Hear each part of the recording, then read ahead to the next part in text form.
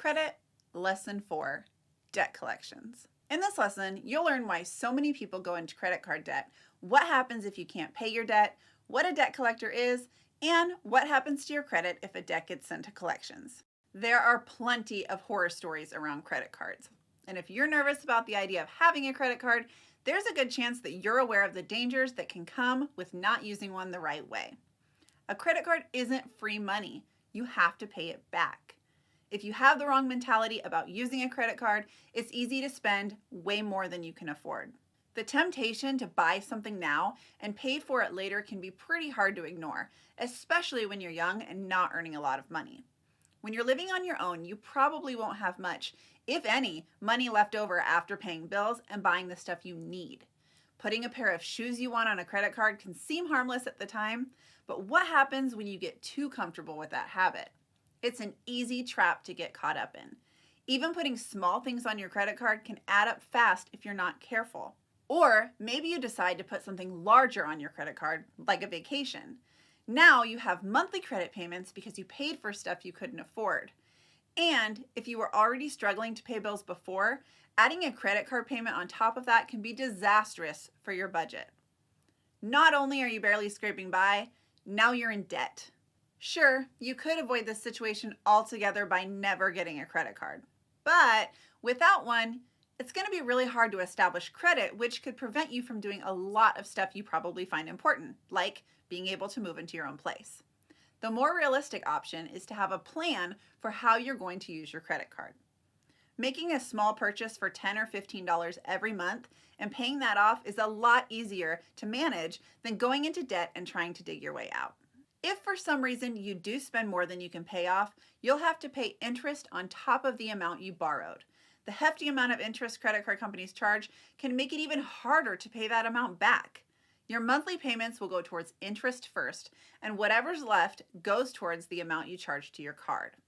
If you don't pay the balance in full, the amount you owe will roll over to the next month, and then you'll be charged interest again for carrying a balance on your card. This can be a vicious cycle that's hard to escape.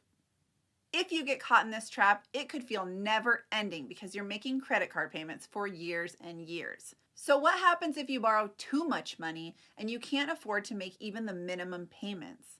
Life happens. Maybe you lose your job or have your hours cut at work and find yourself with a choice to make. Pay your credit card or pay your rent. Pay your credit card or buy groceries.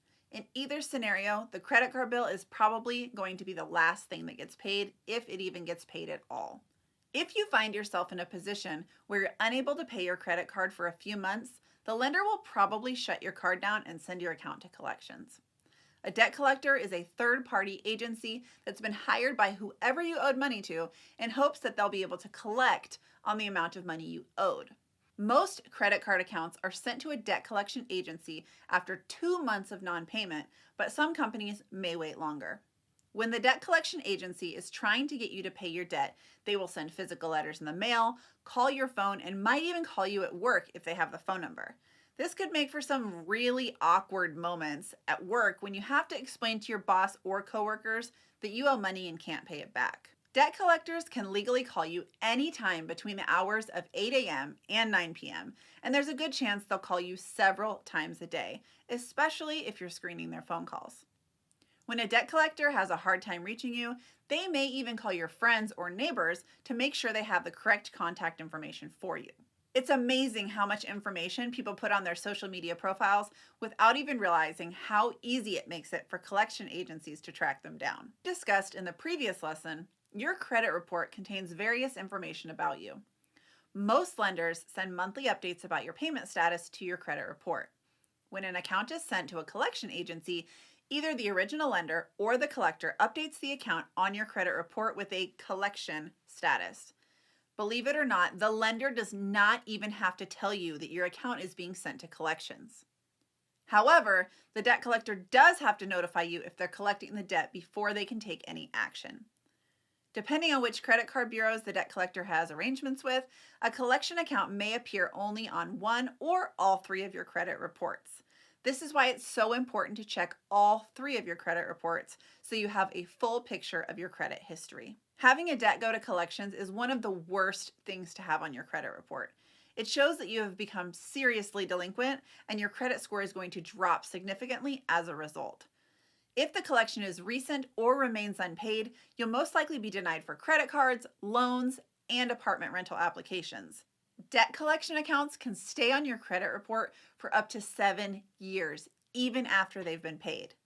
The only good news here is that the older the negative information is, the less impact it will have on your credit score.